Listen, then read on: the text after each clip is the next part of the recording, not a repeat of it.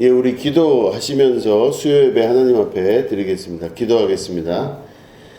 하나님 아버지, 세상에 많은 어수선함 속에 주님 전 찾아 나왔습니다. 이 시간 우리 하나님 말씀하여 주시고 우리가 하나님의 음성을 듣는 시간이 되게 하여 주시옵소서. 하나님께서 우리를 지키시고 보호하시고 또 이 나라와 전 세계 모든 열방 가운데 역사하셔서 하나님의 뜻을 이루어가는 이 시간 될 수 있도록 인도하여 주시옵소서. 오늘도 우리와 함께 하시고 하나님의 거룩한 음성을 통하여 내 안에 삶의 지표를 삼으며 그 뜻을 이루어갈 수 있는 주님의 귀한 시간 될 수 있도록 인도하여 주시옵소서. 감사드리며 예수님의 이름으로 기도드립니다. 아멘. 예, 우리 하나님 말씀 함께 보시겠습니다. 사도행전 15장 36절부터 41절까지의 말씀입니다.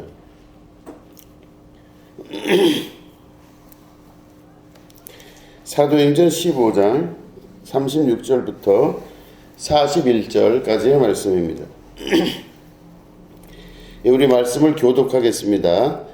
며칠 후에 바울이 바나바더러 말하되 우리가 주의 말씀을 전한 각 성으로 다시 가서 형제들이 어떠한가 방문하자 하고 바나바는 나가라 하는 요한도 데리고 가고자 하나 바울은 밤빌리아에서 자기들을 떠나 함께 일하러 가지 아니한 자를 데리고 가는 것이 옳지 않다 하여 서로 심히 다투어 피차 갈라서니 바나바는 나가를 데리고 배 타고 구름으로 가고 바울은 신라를 택한 후에 형제들에게 주의 은혜의 부탁함을 받고 떠나 수리아와 길리기아로 다니며 교회들을 전도하게 하니라.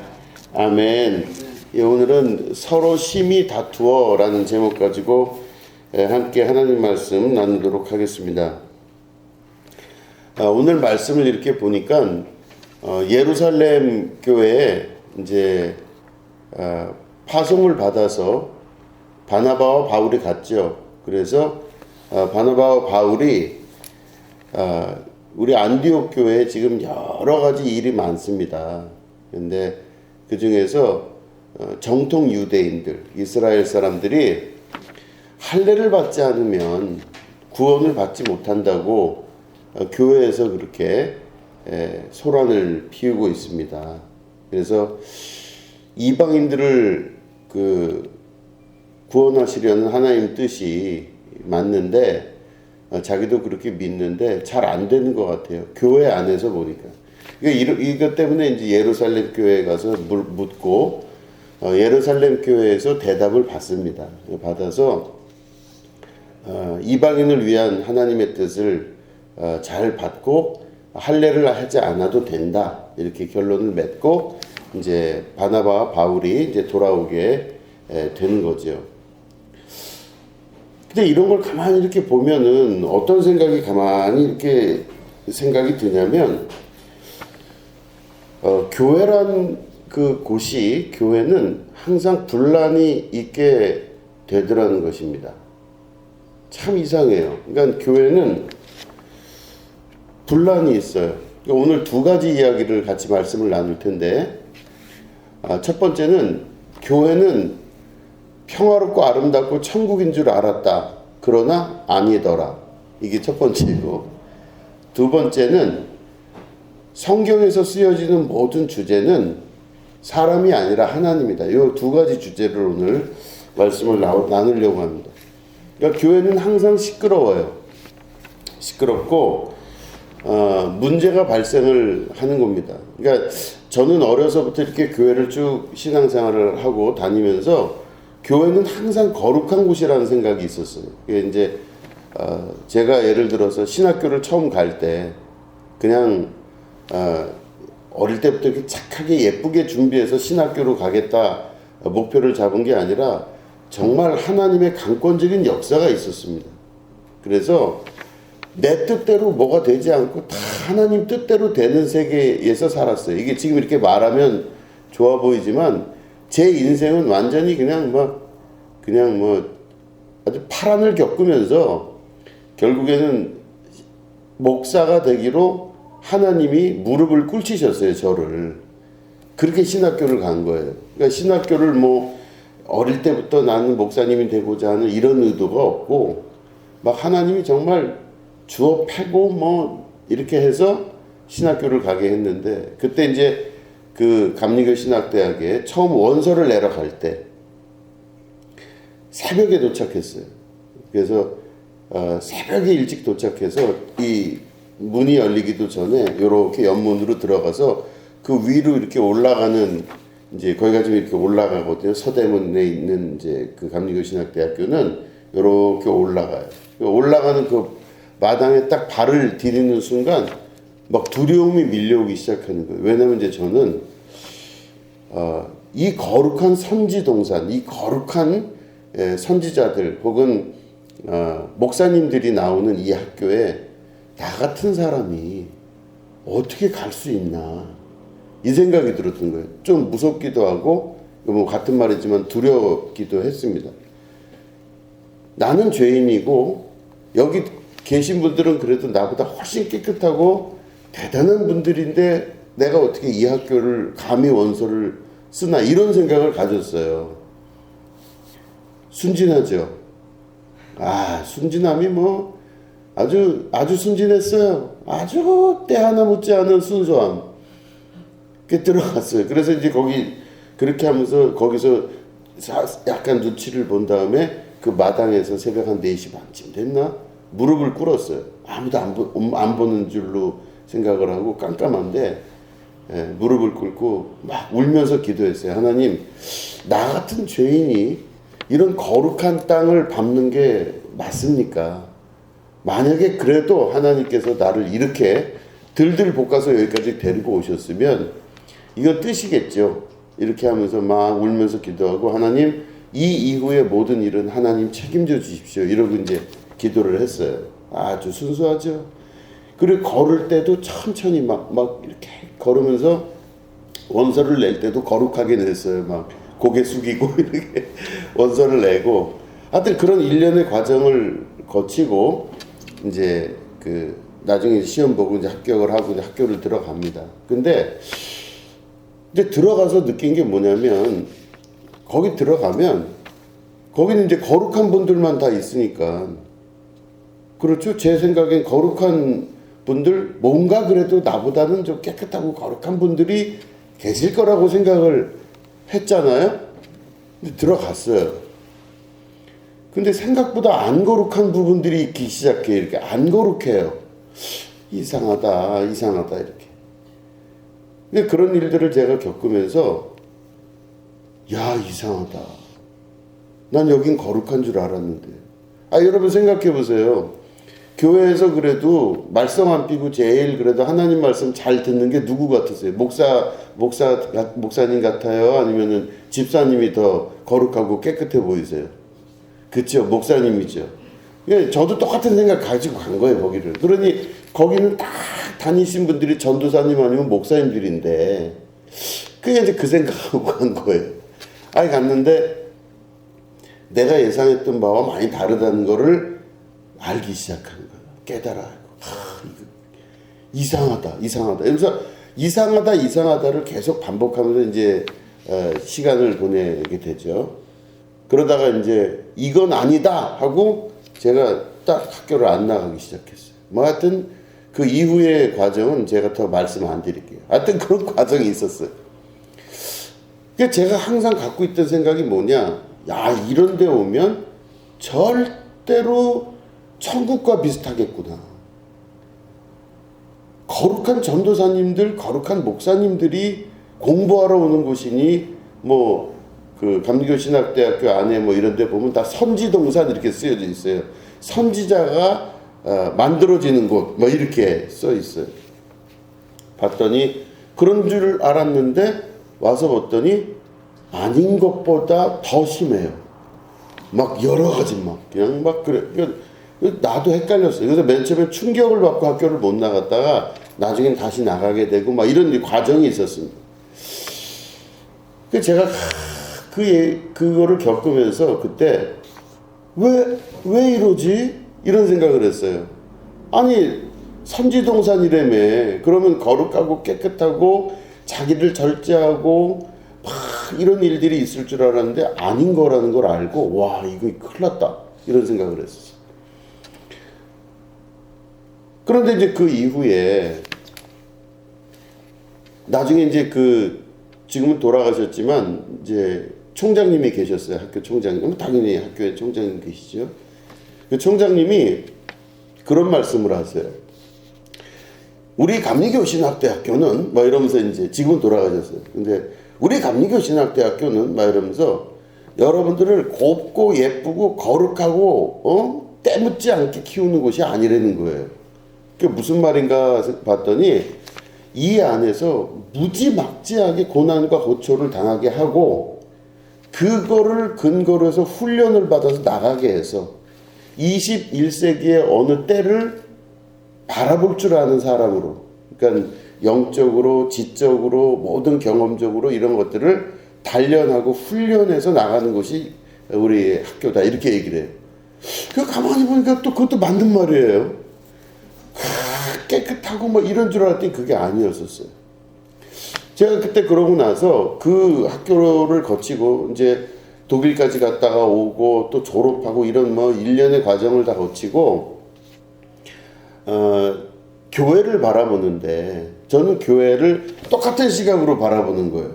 그러면 지나가는 사람들한테 물어보면 교회는 어떨 거라고 생각하세요? 지나가는 사람들이 볼 때 거룩하고 아주 깨끗한 분들만 모여서 있고 서로 사랑하며 아끼고 나눠주고 자기 자랑하지 않고 항상 겸손하고 이렇게 생각하겠죠. 그래야 정상이죠. 우리가 볼 때. 그죠? 아유, 교회 다니는 분들 보면 아유, 교회는 그런 데 아니야? 막 용서하고 사랑하고 인정하고 높은 자리에 올라가지 않고 항상 낮은 자리에서 겸손하고 다른 사람 대접하려고만 하고 누가 자기 이름 막 높이 이렇게 치켜 세우면 아유 교회 다니는 사람들은 그렇게 안 한다 그러더라고. 그리고 어떤 일이 있으면 정의롭게 막 자기 유익을 구하지 않고 막 나가서 손해를 보더라도 그런 일을 아유 교회 다니는 사람은 그렇지. 교회 안 다니는 우리가 문제지 교회를 다니면 그렇게 다 그렇지 않겠어요? 이렇게 생각하는 거예요, 교회를. 근데 우리가 교회를 다녀보니까 어떠세요? 그런 것 같기도 하고 아닌 것 같기도 하고 맞는 것 같기도 하고 안 맞는 것 같기도 하고 이게 이제 우리 안에 있는 문제예요. 가장 아름답고 선한 줄 알았는데 실제로 들어가 보면 그렇지가 않더라는 거죠. 제가 목회를 이렇게 해오면서 교회들을 거쳐가면서 이렇게 보면서 저도 동일한 걸 계속 느끼고 있습니다. 나는 지금 내가 뭔가 교회에 대해서 겪어봤더니 오해를 하고 있는 게 아닌가. 교회는 천국과 같은 곳이고 뭐 이렇게 생각하는 게 아닌가. 신학대학교가 천국과 같을 거 아니에요. 우리 생각에. 전도사님들만 모여있으니 얼마나 거기는 양보가 있고 용서와 사랑과 인내와 겸손함과 이게 있을 거 아니에요. 아니에요. 절대 아닙니다. 그럼 교회는 그럴까요? 아니에요. 절대 아니에요. 그를 우리가 오해를 하면 교회는 뭔가 대단한 거가 될 것 같은 느낌이 드는데 참 이상하게도 그 총장님 말씀처럼 우리 학교는 그런 데가 아니다. 어떻게 보면 지옥 훈련하러 들어온 것 같다. 이러면서 여기서 달달 볶여서 떨어질 인간은 떨어지고 붙을 인간 붙여서 나중에 졸업시켜서 대학까지 다 졸업해서 감리교단 안에서 진급을 저희는 진급을 다 하거든요. 매번 시험 보고 뭐 이래갖고 뭐 3년에 진급하고 정회원이냐 뭐 준회원이냐 이거 시험 보고 또 가갖고 또 이제 자격시험 과정시험 다 치르고 막 그러면서 들들 볶여갖고 여기까지 온 거예요. 제가 저 지금 연급 떨어진 지가 얼마 안 돼요. 그러니까 이제 우리로 치면은 감리교단 들어가면은 정회원이 되려면은 최소 만 13년 동안 들들 볶여서 이제 막 눈치 보고 이러면서 막 공부하고 떨어지고 이러면서 만 13년을 과정을 겪어서 해야 이게 돼요. 그러면 진급 과정만 만 13년이지 대학교 4년, 대학원 2년까지 하면 6년이죠. 진급 과정 13년이죠. 그럼 얼마예요? 그게? 20년을 해야 정딱지가 떨어진다. 우리 전문 용어로 정회원 딱지가 떨어진다 그래요. 이게 저는 정회원이에요 지금. 아무튼 그랬습니다. 오해하지 말아야 될 건 뭐냐, 이 과정을 거쳐가면서 좋을 줄 알고 행복할 줄 알고 천국인 줄 아는 건 정말 오해예요. 교회는 그렇지가 않다는 겁니다. 절대 오해하지 마시기 바랍니다. 교회는 말 그대로 지옥 훈련과 같은 자기 인격 훈련이 되는 곳이 교회예요. 참 이상합니다. 지독할 정도로 자기의 인격의 훈련을 받고, 그때 이제 목사님과 교회가 중요한 게 뭐냐면, 그때 말씀 중심으로 내가 바로 설 수 있도록 옆에서 돕는 존재가 있어야죠. 이게 이제 목사님일 수도 있고 교회의 성도일 수도 있고, 이게 교회의 제대로 된 모습이라는 겁니다. 근데 그게 아니라 그냥 추구하는 바가 각각 다 다르기 때문에 서로 다른 걸 추구하다 보면 이 간판은 교회를 달고 있지만 실제는 교회가 아닌 경우도 많이 있다는 거예요. 자, 그래서 우리가 먼저 생각해야 될 게 뭐냐, 목사 타이틀을 갖고 있지만 목사가 아니신 분도 계세요. 권사님들도 한번 해볼까요? 권사 타이틀을 갖고 있으면 다 권사님이실까요? 아니에요. 아주 급부죠. 집사 타이틀 갖고 있으면 집사님이세요? 아니에요. 잘 모르지만 우리는 맞춰질 때, 이 모든 내 인생에서 이게 맞춰질 때쯤 당신은 진짜 권사고 진짜 집사고 목사다, 이게 아마 결론이 날 거예요. 그러니까 시작할 땐 잘 몰라요. 목사도 제가 안수를 받는 그 순간서부터 목사가 아니라 이 삶을 살면서 내 숨이 끊어지는 마지막에 내가 목사가 되는 거예요. 그때쯤 돼서야. 그러니까 지금도 과정 중이에요. 저는 진급받고 있다고 생각해요. 교회는 아름답고 평화로울 줄 알았지만 절대 아닙니다. 오해입니다. 그렇기 때문에 우리가 성경을 다시 자세히 봐야 돼요. 오늘 보면 예루살렘에서 좋은 결과를 받아온 바나바와 그 바울이 이제 안디옥으로 돌아왔어요. 자기 고향 같은 교회로 왔죠. 그래서 이제 잘 사람들을 양육하고 이제 예루살렘 교회에서 같이 보내준 유다와 실라까지도 같이 와서 교회를 잘 섬기고 이제 믿음을 단단하게 이제 굳혀가고 있는데, 바울이 제안을 해요. 바나바에게, 우리가 이 선교 여행을 가면서 개척한 교회들이 있지 않습니까? 그 교회들을 한번 방문해 보는 게 어떻겠습니까? 지금 잘 되고 있는지. 요즘 같지 않아서 그때는 뭐 전화도 없고 인터넷도 없고 아무것도 없으니까 직접 가서 알아보는 방법밖에는 소식을 받을 게 수 있는 방법이 별로 없어요. 가자 그래. 근데 여러분 잘 아시겠지만 그 바나바의 조카가 있었죠. 그죠? 마가 요한. 그죠? 보통 마가라고 얘기를 하죠. 그 마가 다락방, 예수님의 그 제자들과 같이 이렇게 있었던 최후의 만찬했던 마가 다락방, 나중에 부활하신 후에 성령, 승천하신 후에 성령이 임재하신 곳 마가 다락방. 그 조카가 바로 바나바의 조카잖아요. 부잣집 아들이죠. 아주 바나바의 조카 이 마가는. 그러니까 다락방을 갖고 있을 정도로 부잣집 아들이었었어요. 그러니까 이제 바나바가 이제 이 마가가 자기 외삼촌인 바나바랑 같이 이 안디옥 교회에서 목회를 돕고 있었어요. 이제 열심히 했겠죠, 뭐를. 그런데 1차 전도여행을 갔다가 이제 왔는데, 1차 전도여행을 갔다 온 다음에 지금 바울이 그러잖아요. 우리가 전도여행 갔다 오면서 이렇게 세워놨던 개척교회들 좀 안부를 좀 물을 겸 가시죠? 이렇게 했더니 바나바가 이 조카를 같이 데리고 가자 그래요. 마가를. 근데 바울이 원래 성격이 아주 뭐 보통 급한 사람이 아니에요. 그리고 성격이 그렇게 좋은 편은 아니에요. 아무리 봐도. 별로 안 좋은 편인데, 이 바울이 소리를 냅다 지르면서 나 그놈하고 못 간다 그래요. 그러니까 그놈은 성경에 없지만 제가 이제 그놈이라 그런. 내 그놈하고 못 간다 그래. 그러니까 이제 이 바나바가 아니 자기 조카를 데리고 가자는데 자기 조카를 그렇게 싫어하니까 괴롭잖아요. 내 조카인데 그래도 생질인데 이게. 그래서 이제 왜 그런가 했더니 그 1차 전도여행 가려고 했을 때 밤빌리아라고 하는 이제 지역에서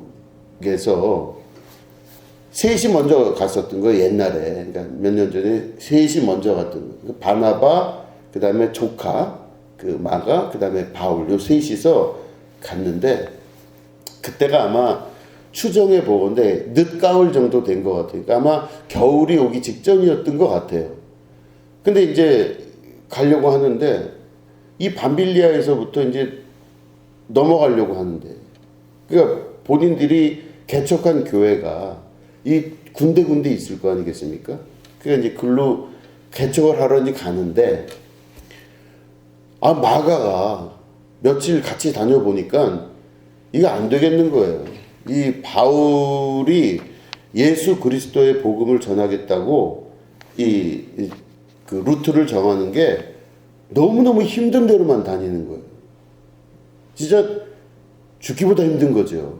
그래서 이제 제가 자료를 봤더니 이제 저는 그 성지순례를 가보진 않았어요. 이스라엘을 안 가봐서 잘 모르겠는데 자료를 뒤져보니까 이 바울이 넘어서 가려고 했던 그 산이 엄청 높대요. 뭐 히말라야 수준이래요. 그러니까 여기는 더운 지방인데 이 지중해 쪽인데 이 위쪽으로 이렇게 올라가면은 위에는 만년설이 있는 그런 지역이에요. 그러니까 눈이 녹지 않을 정도로 추운 거예요. 그러니까 밑에서는 슬리퍼 신고 돌아다니다가 산을 타고 올라가면 땡땡 얼어버리는 이제 그런 산을 넘고 가서 전도를 하고 교회를 세운 거예요, 바울이. 그러니까 바울과 바나바가 이제 글로 그렇게 가니까 이 조카인 마가가 나이도 어리잖아요. 또 부잣집 아들이고. 그래서 뭐 아마 추정해 보건데 유학도 갔다 오고 외국어도 여러 가지 잘해요. 그러니까 아주 엘리트예요. 공부도 잘하지, 또 능력도 뛰어나서 말도 잘하지, 또 부잣집 아들이지. 그러면 곱게 자랐겠습니까? 막 자랐겠습니까? 곱게 자랐어. 어려움을 겪진 못한 거예요. 무슨 뭐 큰 어려움 없이 그냥 이렇게 신앙생활 하면서 엄마가 예수님이 우리에게 그리스도로 오셨다. 그러니까 이제 엄마 쫓아다니면서 엄마 동생인 외삼촌 바나바랑 이렇게 잘해서 예수님을 잘 믿는 아주 곱게 자라난 능력 있는 청년이었어요. 근데 이 고운 청년을 그 높은 산에 세레빠 신고 올라가서 복음 전하자고 하는 게 바울이 하잖아요, 지금. 그러니까 이제 이 마가가 바울한테 뒤인 거예요. 나 못 가겠습니다. 이렇게 얘기를 한 거. 나 못 가겠다고. 그러니까 이제 바나바가 왜 못 가냐? 그랬더니 난 그냥 그런데 못 가겠어요. 힘들어요. 내가 복음을 안 전하겠다는 게 아니라 그냥 못 가겠어요. 힘들어서. 그러고 나서 이제 그러니까 바울이 그런 복음을 전하려면 내 목숨을 전하고 예수님이 죽으셨으니 나도 죽겠다. 이런 믿음으로 우리가 복음 전해야지 어떻게 네가 네 편한 대로 생각하면서 네 생각대로 하겠느냐. 설득도 했다가 화를 냈다가 했어요. 근데 결국은 마가가 돌아섰어요. 에이, 제가 못 살겠다. 나 바울하고 못 다니겠어요. 그러고 돌아섰어요. 그러니까 바울도 성격이 있다 그랬잖아요. 휙 돌아서가지고 내 저런 놈하고는 다시는 내가 이거 못한다 그러고 가버렸어요. 이제 마가는 안디옥으로 돌아왔어요. 교회로 돌아와서 그러면 씩씩대고 이제 있는 거고, 이제 바나바와 바울이 서로 다른 방향으로 이렇게 해서 이제 교회를 세우고 전도를 하고 그 1차 전도 여행을 다 하고 마치고 왔어요. 근데 이제 자기들이 세운 교회를 확인하러 가자고 이제 얘기를 하는데, 바나바가 그때 도망갔던 이 조카랑 같이 가자 그러는 거예요, 지금. 그러니까 바울이 승질나죠. 나 그놈하고 도무지 못 가겠다고. 그래서 여기 성경에 보면 뭐라고 돼 있어요? 한번 볼까요? 성경을 우리가 사도행전 15장 36절부터 41절을 읽었죠. 자, 보면은 39절 한번 같이 읽어볼까요? 사도행전 15장 39절. 자, 사도행전 15장 39절 같이 읽습니다. 시작. 서로 심히 다투어 피차 갈라서니 바나바는 마가를 데리고 배 타고 구브로로 가고. 아멘. 여기 보니까 성경을 기록할 때 아주 적나라하게 기록했죠. 서로 심히 다투어 피차 갈라서니. 그러니까 뭐 무지막지하게 싸우고 서로 갈라섰대요. 자, 이게 이렇게 됐어요. 그러니까 이게 이제 바나바는 자기 조카를 욕하는 바울을 못 참겠는 거예요. 네가 뭔데 내 조카를 그런 식으로까지 심하게 얘기하느냐 이거죠. 예를 들어. 그러니까 바울은 저 집안 다 안 되겠다는 거예요. 저 다 못 써먹을 집안이겠다는 거예요. 아니, 그리스도를 위해서 목숨을 바칠 생각을 해야지. 저렇게 약한 놈을, 저렇게 곱게 자란 놈이라고 저 약한 놈을 저 약한 척으로 내두고 이게 말이 되는 거예요. 그리고 나서 서로 갈라졌어요. 안디옥 교회는 어떻게 될까요, 앞으로? 지금 안디옥 교회에 누가 있어요? 바나바, 바울, 유다, 실라, 그 다음에 지금 문제가 된 조카 마가까지 있죠. 요 5명이 있는데 이거 어떻게 해야 되죠? 교회가 잘 될까요, 안 될까요? 풍비박산 나는 거였지. 아니, 그럼 우리 상식적으로 생각을 해보세요. 하나님께서 그들을 통해서 역사하시잖아요, 지금. 그죠? 그러면 하나님께서 역사하시면 우리가 상상을 할 때는, 이야, 안디옥 교회는 기가 막힌 교회입니다. 그 유명한 바울이 있죠. 그 당시에 예수님의 모든 사역을 도와줬던 바나바와 마가가 있어요. 근데 마가다락방이잖아요. 마가다락방. 소위 말해 최후의 만찬. 아유, 얼마나 위대한 사람들이에요. 근데 이 사람들이 피차 갈라졌어요. 심히 싸우고. 그걸 생각을 해보면 그 순간의 교회는 교회라기보다 아마 지옥 같은 생각이 들 수도 있어요. 전쟁터죠. 그리고 확 가버렸어요. 자, 그러면 이 장면을 우리가 보면서 그렇게 생각해 볼 수 있습니다. 교회는 항상 평안하고 아름답다? 아닐 가능성이 높다. 그죠? 아닐 수도 있다. 뭐 이렇게 볼 수도 있고. 그렇게 되면 교회에 대한 우리가 환상을 버릴 필요는 있습니다. 그죠? 목사님이 착해야 돼요? 착하지 말아야 돼요? 착해야 돼요. 환상을 깨시길 부탁드립니다. 우리 예수님은 선하고 착하시죠? 그럴 거라고 생각하고 믿으시죠? 자, 그러면 예수님이 성전에서 장사하는 사람들한테 어떻게 했어요? 회초리로 몽둥이를 가져가서 내 아버지 집은 거룩한 전이니 기도하는 전인데 너희들 여기서 장사하고 앉아있냐부터 막 하셨죠? 그 장사하던 사람들은 예수님을 어떻게 기억할까요? 착하고 선하시며 인자하시고 모든 사람을 받아들이시고 용서하시는 분? 아니죠.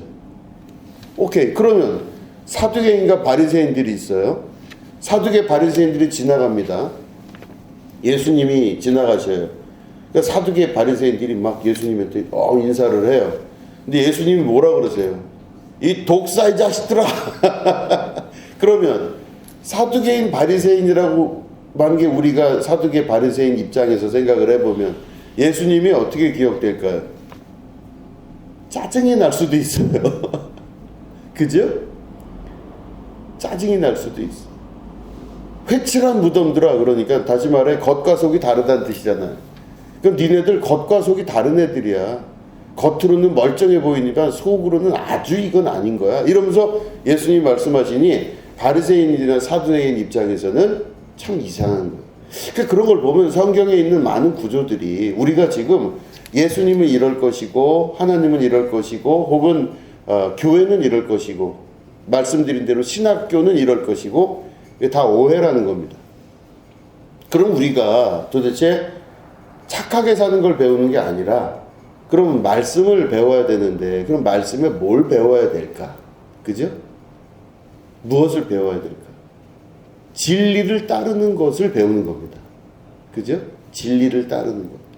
자, 이게 보면 아까 말씀드린 대로 우리가 생각하는 상상의 평화는 없을 수도 있어요. 그렇기 때문에 이거를 소위 말하는 영적 전쟁이라고도 말한다는 것입니다. 영적 전쟁은 바로 뭐냐면 우리가 생각했던 세계가 아닐 수 있다는 걸 받아들여야 돼. 아, 여기가 지금 엄청난 훈련의 역사가 일어나는 곳이구나. 내가 이 신앙생활을 택함으로 말미암아 내 자신을 다시 한번 다독이고 굳건하게 하여서 하나님의 나라가 내 안에 이루어지게 되는 것을 경험하는 것이구나. 이렇게 생각할 수 있으셔야 돼요. 이미 완성된 천국에 내가 들어가는 것이 아니라 하나님의 나라를 만들어 간다는 것을 깨달아 알게 되는 것이죠. 그죠? 우리는 어떤 사람들이 되냐면 아주 힘들고 어려운 곳을 하나님의 거룩한 축복이 있는 땅으로 바꾸어 나가는 게 우리들이 하는 일이에요. 분열과 전쟁과 아픔과 고통이 있는 진짜 지옥 같은 곳을 천국으로 바꾸어 나가는 것. 그죠? 그러니까 우리에게는 이미 마련된 천국에 들어가는 것이 아니라 하나님께서 준비하신 곳으로 가면서 그곳을 곧 적과 꿀이 흐르는 땅으로 변화시켜 나가는 역사. 이게 바로 하나님께서 우리에게 부여하신 사명이라는 것입니다. 그죠? 그러면 교회는 신앙생활 할 때 내가 이런 곳이다라고 가정한 그곳이면 얼마나 좋겠어요. 막 천사들만 있어요. 교회는 전부 다. 그럼 얼마나 아름답겠어요. 근데 대부분 천사가 아니에요. 오해하지 말아야 될 것은 교회는 절대 천사가 아닙니다.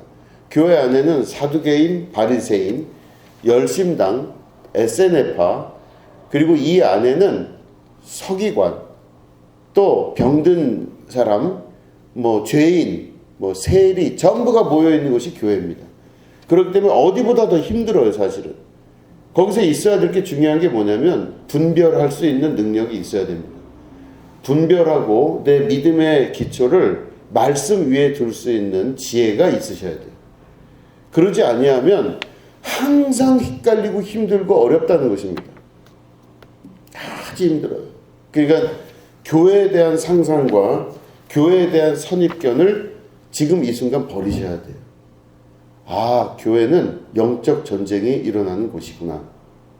내 평생을 살면서 내가 이루어 나가고 내가 거쳐 나가고 내가 완성해 나가야 될 것이 무엇인지를 배우는 곳이구나. 말씀드린 대로 정진우 목사가 목사는 언제 된다 그랬죠? 정진우 목사가 생명이 딱 끊어질 때쯤 제가 목사인지 아닌지를 결정받을 수 있어요. 그때쯤 돼야 목사님이었구나 이거를 알게 돼요.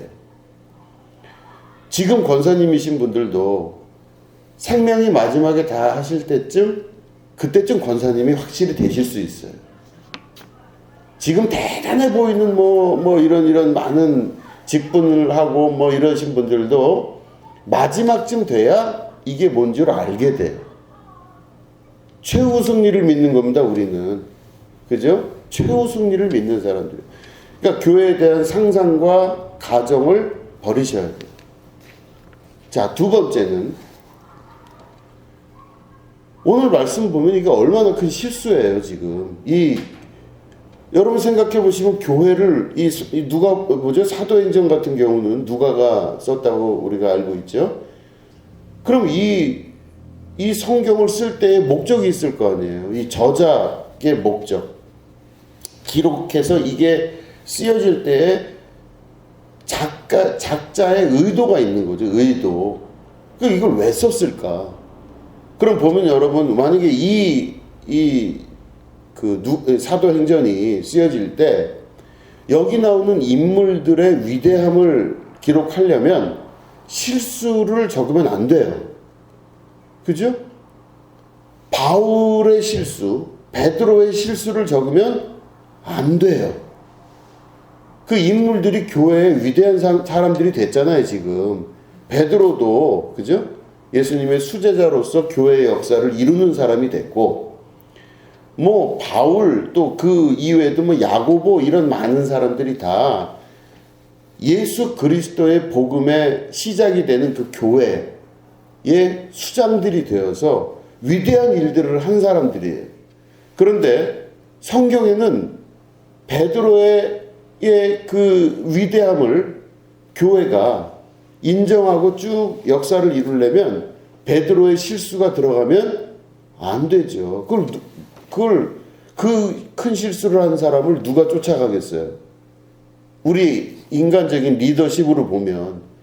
그래서 안 쫓아가요. 하물며 여러분 대통령도 요즘 그런 얘기 많이 하잖아요. 요즘이 아니라 뭐 원래 그렇죠. 대통령이 술 마시는 거 들키면 안 돼요. 술을 마시는 게 나쁘고 좋은 문제를 떠나서 이 리더십에 문제가 있어요. 그러니까 그 리더가 된다는 것은 그 사람이 사람들 앞에서 자기의 빈틈을 웬만하면 보이지 않는 것이 일반적인 관례예요. 어느 큰 회사의 CEO도요, 이렇게 늘어진 모습 잘 보여주지 않아요. 여러분 보시면 뭐 삼성그룹의 회장, 현대그룹의 회장, 뭐 이런 그룹 회장들이 편한 복장의 모습을 본 적 별로 없죠. TV에서 다 양복 입죠. 그리고 그게 TV뿐만 아니라 일반 회사에서도 절대로 그런 모습 보이질 않아요. 뭐 추리닝 입고 슬리퍼 신고 돌아다니는 거 찍힌 적이 없어요. 그게 왜 그러냐면은 사람들이 그 CEO를 제일 위에 있는 그 리더를 바라볼 때 인식이 금방 변해요. 편한 복장을 입으면 편하게 보여요. 이게 참 이상하죠. 그렇기 때문에 이건 굉장히 중요한 문제입니다. 자, 그러면 우리가 성경을 보면 위대한 리더들, 다시 말해 베드로, 바울, 야고보, 요한 뭐 이런 사람들이 전부 다 위대한 사도들이잖아요. 사도. 그럼 이 사람들이 교회의 지도자들인데 지도자들의 실수가 나오면 돼야 안 돼요? 안 돼요. 이 사람들 뭐 무슨 실수를 했다 나오면 안 돼요. 원래는. 교회의 역사와 교회의 이 힘이 유지되기 위해서는 리더들의 실수는 절대 나오면 안 돼요. 근데 성경은 우리가 보시면 알겠지만 엄청 실수가 많죠. 베드로가 예수님 3번 부인했죠. 그죠? 근데 예수님이 그러셨잖아요. 네가 나를 3번 부인할 것이다. 절대 그럴 일 없습니다.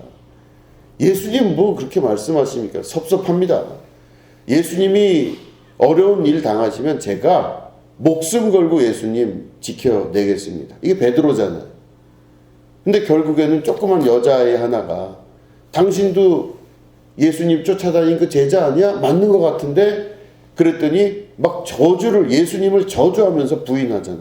3번을 부인해, 결국에. 네가 어떻게 닭 울기 전에 나를 3번 부인하리라 그랬죠. 닭이 울기 전에, 그죠? 나를 3번 부인. 그러니까 3번 부인하자마자 닭이 꼬꼬댁 하고 울었어요. 천주교회 이렇게 건물을 보시면 천주교회 지금은 많이 변하긴 했지만 하여튼 유럽도 그렇고 전 세계에 있는 천주교회 이렇게 있죠.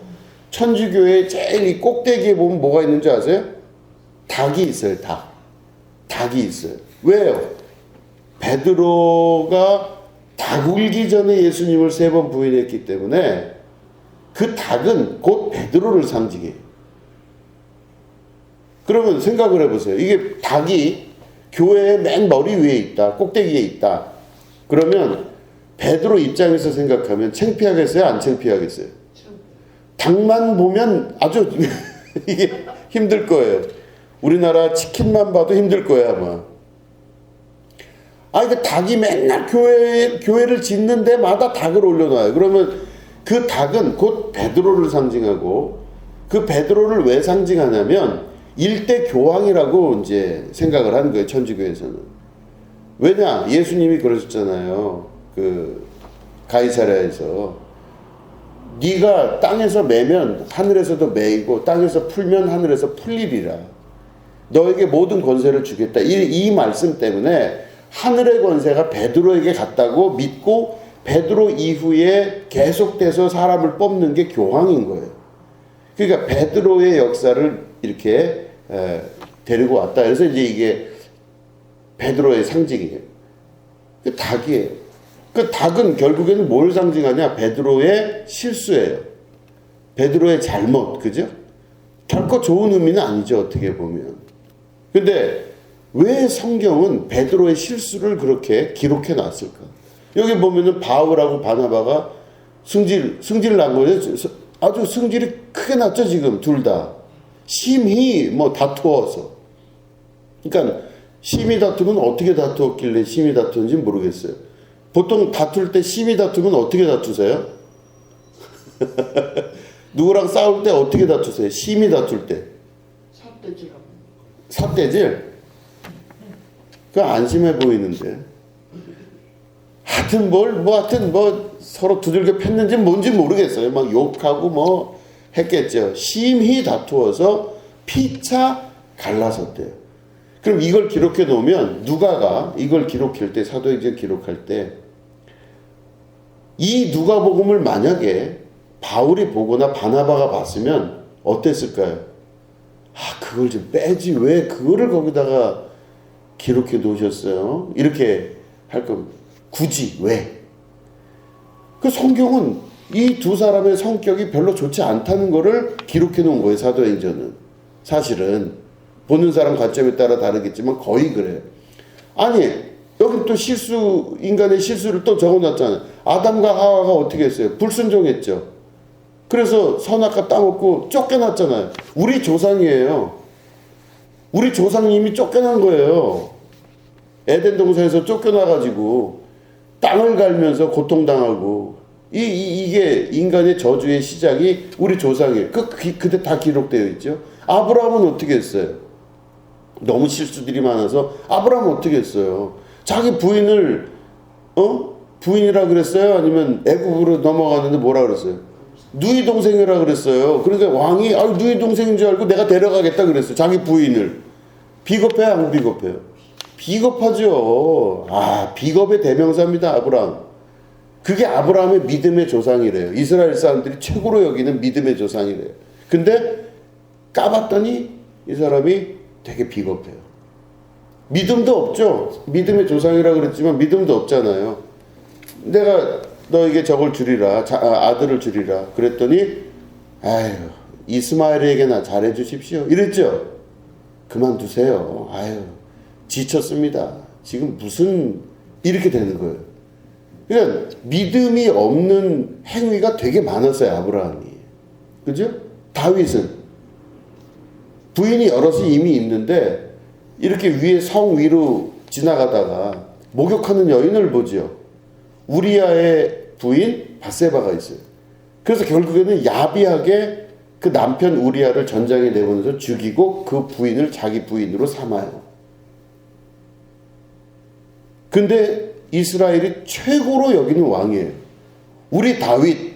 그러면 만약에 우리가 좋은 것만 생각하면 그렇지만 만약에 나쁜 쪽으로 생각을 하면요, 정말 비겁한 조상, 그죠? 야비한 조상들, 이상한 조상들, 온통 욕심밖에 없어갖고 자기만 생각하는 이기주의자, 믿음도 별로 없어. 이런 사람들이 이스라엘의 조상들이에요. 근데 이게 왜 기록됐냐 이거예요, 성경에는. 왜? 모든 자기들의 조상들에 대한 창피하고 부끄러운 과거 전부 다 기록해 놓고 왜 그랬을까? 이 저작의 주된 목적은 사람이 아니라 하나님입니다. 성경은 사람의 역사가 아니라 하나님의 이 땅에 일하시는 역사예요. 절대로 사람이 칭찬을 받거나 사람이 찬양받는 책이 아니에요. 성경의 주된 목적은 하나님 한 분밖에 없습니다. 성경의 주된 목적과 이 저작의 이유는 하나님의 구원 섭리, 인간을 구원하기 위해서 어떤 방식으로 우리에게 역사하셨나, 그 말도 안 되는 사람들을 변화시키고 다독이고 이들에게 훈계하시면서 그들을 통해 구원 역사를 이루신 하나님의 기록이에요. 그 기록의 열매가 바로 예수님이세요. 그 예수님은 그래서 자기 뜻대로 안 되고 아버지 뜻대로 인생이 되게 해달라고 기도하신 분이시잖아요. 그걸 마지막으로 우리에게 말씀하셔서 성경 어느 구석에서도 사람이 칭찬받는 게 아니라 하나님이 영광 받으셔야 돼요. 이래서 성경은 위대한 책이에요. 성경을 통해서 우리는 인물의 됨됨이를 보는 게 아니라 하나님의 역사하심을 볼 수 있으셔야 되는 겁니다. 이렇게 성질 들어온 바나바와 바울을 통해서 하나님 역사하셨잖아요, 지금. 그죠? 그 사람의 됨됨이와 인격 여러 가지 걸 가지고 하나님 나라가 이루어진 게 아니라 말도 안 되는 사람들을 데려다 놓고 하나님의 역사를 이루신 게 하나님 역사예요. 예, 보면 아브라함도요, 자기 자손이 없는 사람이라 그랬잖아요. 말도 안 되는 사람을 통해서 자손을 일으키신 게 하나님이세요. 그죠?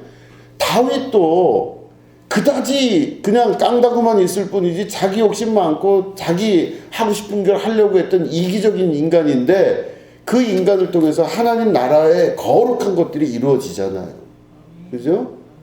베드로도 보세요. 자기가 열심당 당원으로서 뭐 대단한 의리를 갖고 있는 줄 알았는데 그런 사람이 결국엔 마지막에 다 배신하고 그토록 따랐던 수제자였는데 그 예수님을 배신한 그 사람을 가지고 하나님이 사도를 삼고 그를 통하여 교회의 역사가 다시 또 시작이 되는 걸 만드셨잖아요. 하나님은 그런 분이십니다. 그렇기 때문에 우리가 하나님 앞에 섰을 때 말씀을 근거로 내 인생을 보면 돼요. 내가 뭘 좀 잘났다. 뭐 내가 돈이 뭐 수백억이 있다. 하나님은 그거 필요하지 않으세요, 여러분. 내가 뭐 지식이 엄청 대단해서 뭐 어마어마한 학력을 가지고 위대한 사람이다. 하나님이 그거보다 못하겠냐고요, 하나님께서. 하나님은 길바닥에 굴르는 돌을 들어다가 이스라엘을 삼으실 수 있다고 그러셨어요. 나 아니어도 되는 거예요, 쉽게 말해. 나 같은 거 아니어도 충분히 하나님은 자신의 일을 이루실 수 있는 분이세요. 그런데 나를 택하셨잖아요. 내가 택함 받을 만한 자격이 돼요? 아니라니까요. 내가 하나님으로부터 쓰임 받을 만한 인간이 된다? 절대 아니라는 겁니다. 이 믿음을 가지고 신앙생활을 하는 것이 말씀에 근거하여 신앙생활을 하는 거예요. 그죠? 그러면 나 같은 죄인 살리시고 나 같은 인간에게 하나님께서 복의 복을 더하셔서 나를 선택하시고 나를 일으키셔서 하나님의 뜻을 이루신다는 건 나로서는 감당할 수 없는 기쁨이고 소망이고 아름다움이에요. 그런데 인간이 어느 순간 모든 게 습관이 되기 시작하면 교만하기가 이루 말로 다 할 수 없죠. 교회 나와서 대접받기 원하고 나 정도 되는 사람이 있어야 이 교회에서 뭐가 되고 내가 없이는 뭐가 될 수가 없고 하나님도 돈이 필요하겠지. 하나님도 무슨 권력이 필요하겠지. 나 아니면 뭐가 안 되겠지라고 생각을 하면 하나님의 나라의 역사가 끊어지기 시작하는 거예요. 우리가 가져야 될 믿음은 바로 뭐예요? 성경에 근거한 믿음은 나 같은 죄인 살리신 주 은혜가 놀라워서 내가 누구간데 하나님께서 나를 택하셨습니까? 사람이 무엇이간데 주께서 저를 그죠? 생각하시며 인자가 무엇이간데 저를 권고하시나이까?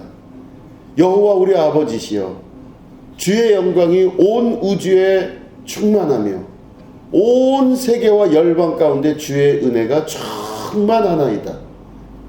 죄인임을 인식했던 다윗의 찬양이고 기도입니다. 시편에 기록되어 있는 거죠. 이게 신앙인입니다. 그죠? 우리가 생각하는 이 말씀을 통해서 우리가 반드시 해야 될 것은 바로 뭐냐? 내가 누구인지를 인식하고 그 나를 사용하시는 하나님의 역사. 성경이 인물에 대해서 쓴 게 아니라 하나님에 관해서 썼다는 것을 믿고 그대로 우리가 실행해 나갈 수 있는 역사. 이게 바로 신앙의 아주 중요한 역사가 된다는 것입니다. 이거를 믿고 우리가 내 삶을 시작하고 살아나갈 때 이 마지막 때가 돼서 우리가 하나님의 나라를 내 삶 속에서 온전히 완성하여 이루게 되는 것입니다. 이게 온전하여 짐이에요. 여러분, 우리가 살아가는 동안 우리의 생각이 습관이 되기 시작하면요, 여러 가지 문제가 발생합니다. 우리가 다시 한번 하나님 앞에 우리 자신을 다시 내려놓고 하나님의 역사를 보길 원합니다. 인간의 역사가 아니라 하나님의 역사가 이루어지기를 원합니다. 모든 것이 내 뜻이 아니라, 우리의 뜻이 아니라 하나님의 뜻 안에서 이루어지기를 원합니다. 이렇게 기도하시고 신앙에 우리가 몰두할 때 이 믿음의 역사가 우리 가운데 합력하여 선을 이루는 놀라운 축복의 역사로 나타나게 되는 것입니다. 하나님은 우리에게 그런 걸 근거로 우리 안에 믿음을 주시고 또한 준비해 놓으신 축복을 우리에게 허락하시고 내리신다는 것이죠. 여러분, 그 하나님 믿으시고 내 역사 아닌 하나님의 역사를 살아내시기를 주님의 이름으로 축원합니다. 예, 기도하겠습니다. 하나님, 오늘 말씀 통해서 두 가지를 배웠습니다.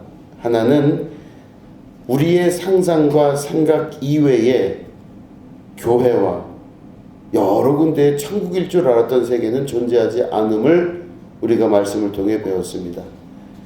우리의 궁극적 목표는 만들어진 천국에서 대접받고 사는 것이 아니라 이 땅과 이 세계를 천국으로 변화시켜 나갈 수 있는 능력의 백성 되게 하여 주시옵소서.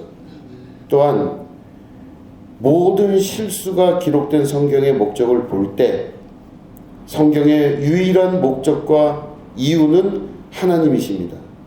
하나님 말씀이 그대로 이루어지는 것을 받아들이고 실수 많고 결점 많은 우리를 사용하시는 그리스도의 거룩한 음성을 듣게 하여 주시옵소서.